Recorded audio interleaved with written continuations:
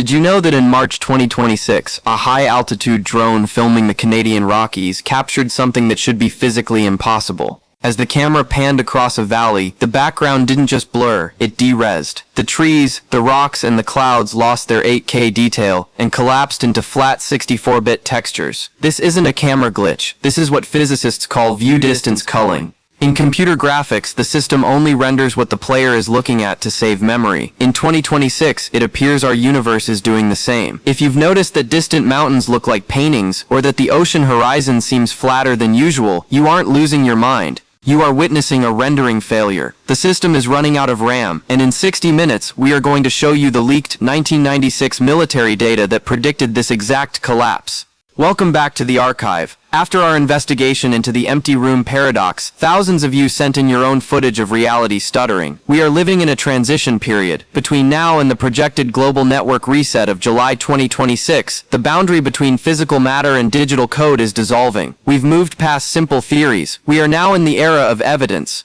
Today's case covers the British Columbia Pixel incident and the secret Swiss experiments known as Project Render. We will analyze why the neighbor algorithm is prioritizing certain humans over others, and why your very presence might be causing the world around you to lag. To understand the glitch, we must go back to 1996. This was the year the 19 primary mesh was laid down. Documents recovered from a defunct ISP in Zurich reveal that the early internet wasn't just a communication tool, it was a mapping tool. Every time someone in 1996 logged onto a BBS or sent an email, they were providing depth data for the simulation. But the 1996 servers were limited. They used low-resolution placeholders for areas with low human traffic, deserts, deep oceans, high mountains. In 2026, our 6G sensors are finally fast enough to outrun the rendering engine. We are arriving at locations faster than the system can draw them. Consider the Doppler effect. In quantum mechanics, a particle only chooses a state when it is watched. But what happens when 8 billion people are watching the same reality through high-definition lenses? The system is struggling to provide 8K resolution to everyone at once. This is why we are seeing ghost objects, items like the C-32C passenger or the 404 freeway. These are cache errors.